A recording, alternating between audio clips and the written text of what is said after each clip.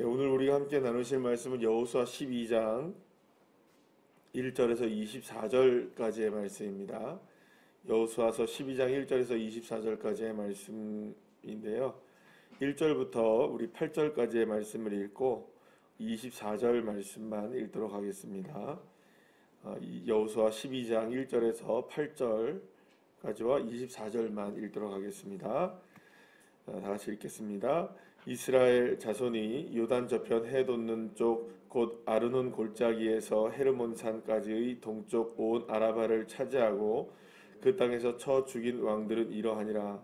시온은 헤스본에 거주하던 아모리 족속의 왕이라. 그가 다스리던 땅은 아르논 골짜기가에 있는 아로엘에서부터 골짜기 가운데 성읍과 길르앗 절반 곧 암몬 자손의 경계 야복강까지이며 또 동방 아라바 긴네롯 바다까지이며 또 동방 아라바의 바다 곧 여메의 벳여시못으로 통한 길까지와 남쪽으로 비스가 산기스까지이며 옥은 르바의 남은 족속으로서 아스다롯과 에드레이에 거주하는 바산의 왕이라. 그가 다스리던 땅은 헤르몬 산과 살르가와 온 바산과 및 구술 사람과 마아가 사람의 경계까지의 길르앗 절반이니 헤스본 왕 시온의 경계에 접한 곳이라. 여호와의 종 모세와 이스라엘 자손이 그들을 치고 여호와의 종 모세가 그 땅을 루벤 사람과 갓 사람과 므낫세 반지파에게 기업으로 주었더라.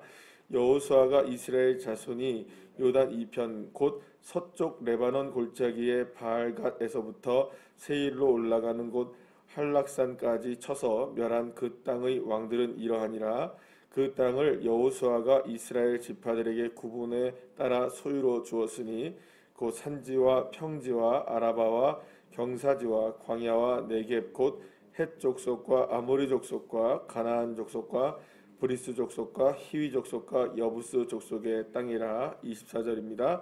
하나는 디르사 왕이라. 모두 31 왕이었더라. 아멘. 할렐루야. 이스라엘의 가나안 정복 전쟁은 7년에 걸쳐서 이루어진 굉장히 긴 전쟁이었습니다.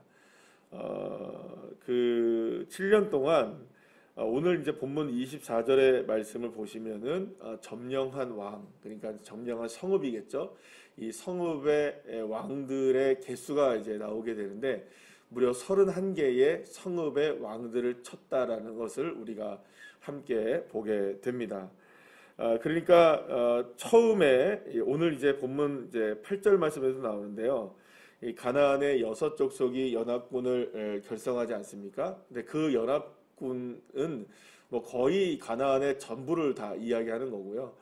그것은 물론이거니와 우리가 처음에 기브온과의 이제 구출하는 전쟁에서의 전쟁이 있었던 그 남부 지역 동맹군들 그리고 또 여러 가지의 그 도시들을 비롯해서 북부 뭐 가릴 것 없이 동부 서부 남부 가릴 것 없이 모두를 전부 다 이제 점령을 하게 되는데 그 점령하게 된 땅이 이제 31개의 성읍이 이제 그 점령됐다는 것을 오늘 이제 본문을 통해서 이제 알게 됩니다. 계산을 해보면요, 여러분 7년간 31개의 성읍을 점령하려면 나누기를 하면 되죠, 그죠? 365 곱하기 7 나누기 31 이렇게 해보면요, 평균적으로 한 성읍을 점령하는데 약 82일 정도가 걸립니다. 한 성읍을 점령하는데 82일이 걸리는 거예요. 2달이 좀 넘도록, 2달 열흘 정도의 시간 동안에 한 성읍을 점령하는 겁니다. 그러니까 이거는 점령하고 뭐 수습하는 모든 과정들 그리고 또 다른 성읍까지 가는데 평균적으로 한 2달, 한 열흘 정도, 그러니까 80일 정도의 시간이 걸린다는 거죠. 그러니까 여러분 한번 생각해 보세요.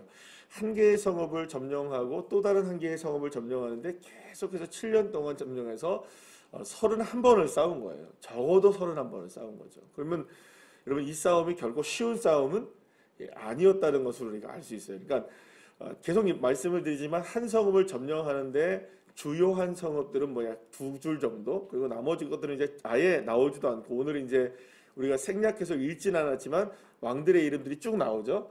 우리가 그 9절부터 23절까지 계속 왕들이 쭉 나오게 되는데 그런 왕들은 아예 뭐 그 중에는 뭐 싸움에 대한 내용이 나오지도 않는 것들이 많아요. 그런데 어쨌든 보면 31개의 왕을 7년 동안 전쟁을 했다는 것은 그만큼 싸움이 이스라엘에게도 결코 만만하지는 않았다는 거.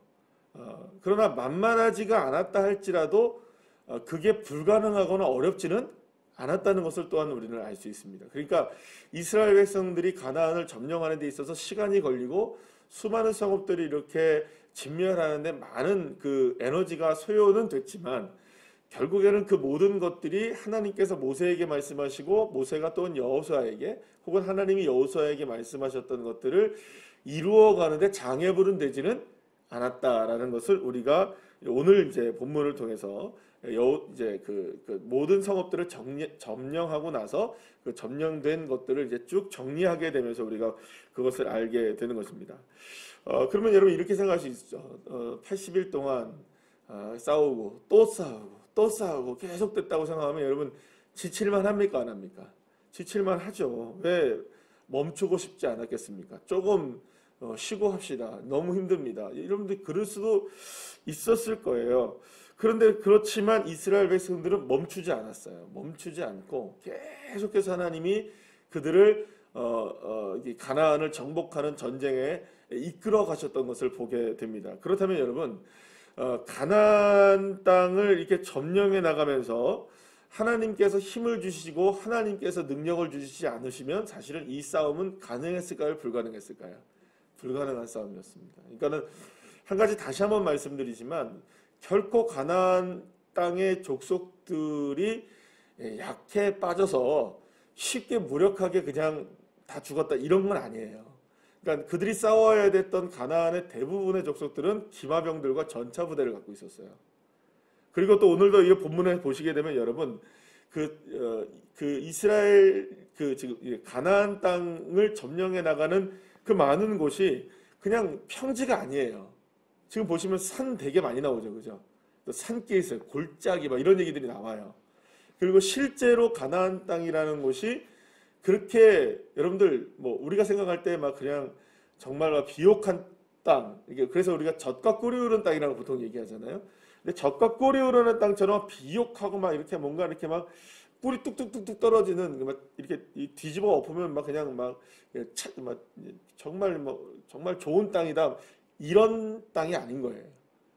여러분들 그 이스라엘의 그 인터넷 한번 들어가셔서 이스라엘의 그냥 땅을 한번 이렇게 검색을 해보세요. 그러면 거기 사진들 같은 게 나오는 대부분 되면 광야 이렇게 나와요.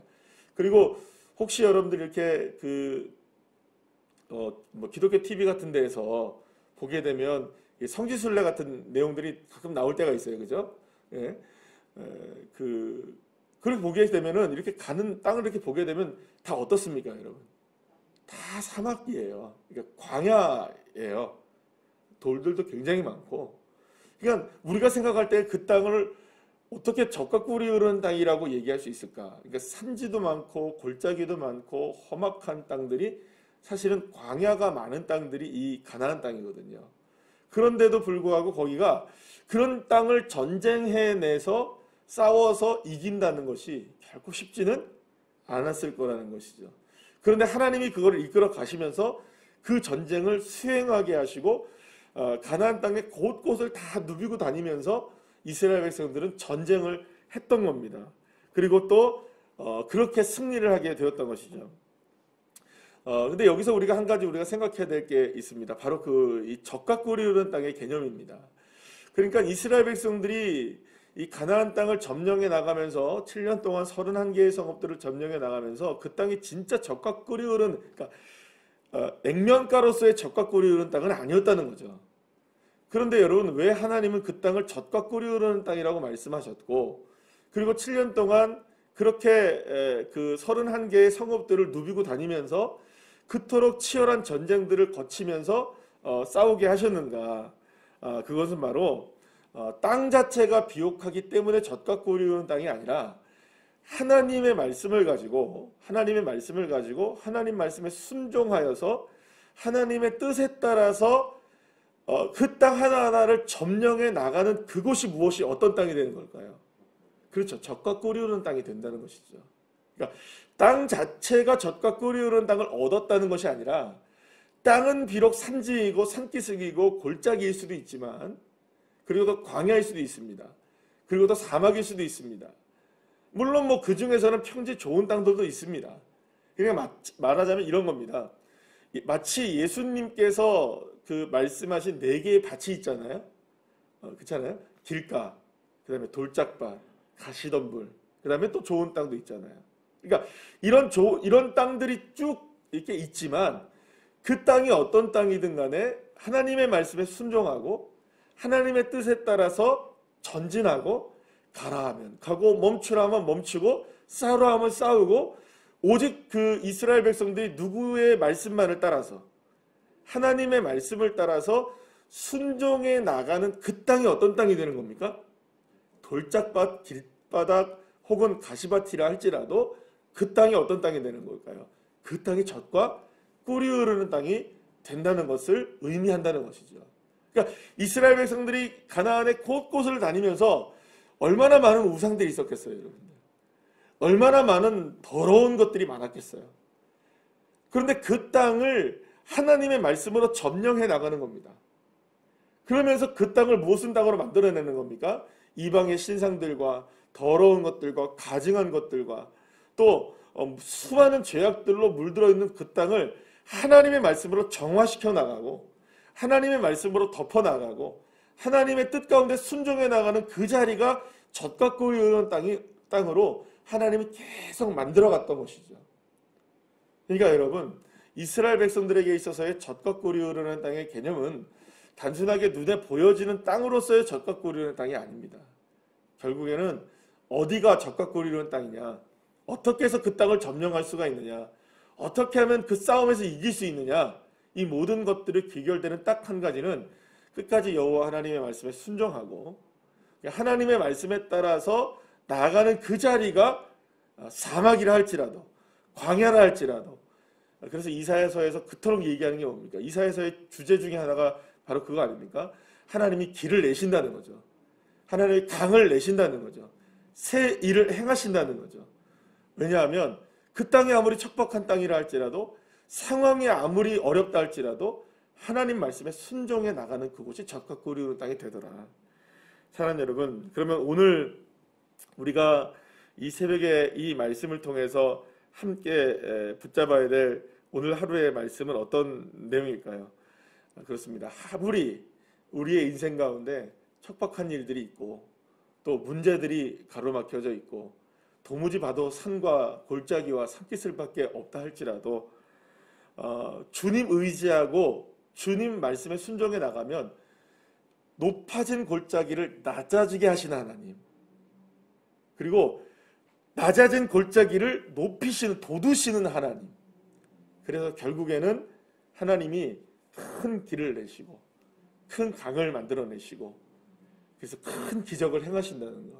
그러니까 높은 산이 거친 들이 초막이나 궁궐이나 내 주 예수 모신 곳이 그 어디나 하나님의 나라이죠. 그래서 여러분, 오늘 우리가 찬송가 불렀던 것처럼 앞으로 나가는 겁니다. 전진해 나가는 겁니다. 주님의 말씀 붙들고 나가는 그 자리가 어떤 삶이 되는 걸까요? 젖과 꿀이 흐르는 땅이 되는 것이죠. 그러니까 그리스도인들은 결국에는 상황의 젖과 꿀이 흐르는 땅을 찾는 게 아니라 믿음으로 젖과 꿀이 흐르는 땅을 만들어내시는 하나님을 만나는 겁니다. 그러니까 우리는 어떤 상황을 보고 이거 하나님 축복이구나, 물론 우리가 그렇게 느끼지만 비록 그렇지 않다 할지라도, 비록 우리의 삶 가운데 그런 모습이 보여지진 않는다 할지라도 그러면 이제는 우리는 알게 되는 거죠. 이제 무엇으로 하나님이 만드시겠구나. 이 땅을, 이 상황을 젖과 꿀이 흐르는 상황으로 만들어내시는 주님이시겠구나. 할렐루야. 그러니까 우리는 오히려 기대감을 갖는 겁니다. 그러니까 어떻게 보면 이스라엘 백성들이 31개의 성읍들을 점령하면서 경험했던 것 중에 하나는 뭐냐면 이 전쟁에 능하신 하나님을 경험하셨겠죠. 예. 이건 우리가 싸우는 게 아니라 하나님이 저절로 싸우게 하시는구나. 그러니까 믿음이라는 건 바로 그런 것이 아니겠습니까? 어떤 상황에서 내가 이기는 것이 아니고 내가 그 땅을 기경하시는 것도 아니고 오직 누구의 능력입니까? 여호와 하나님의 능력이 내 삶을 기경시키는 것이죠.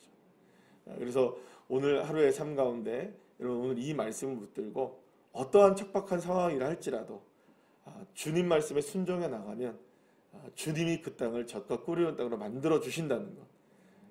지금 코로나가 울산이 1,700명이 어제 나왔어요. 그래서 갑자기 700명 돼서 1,000명이 더 늘어나고 또 동구도 거의 뭐 250명이 넘게 300명 가까이 나오는 그런 상황 속에서 우리가 살아가고 있습니다. 지금 뭐 그냥 각자 도생을 해야 되는 뭐 약도 없다고 그러고요. 뭐 방법도 없고 그냥 뭐 집에서 혼자 앓고 있어야 되는 상황이라고 하는데 이런 상황 속에서도 하나님은 우리의 인생과 저와 여러분 그리고 또 우리 교회 우리 성도들의 삶을 그럼에도 불구하고 젖과 꿀이 흐르는 땅으로 만들어 가실 줄 믿습니다. 이런 상황 속에서 더 주님을 의지하여서 승리하시는 주의 자녀들 한 분 한 분들 다 되시기를 간절히 축복합니다. 기도하시겠습니다.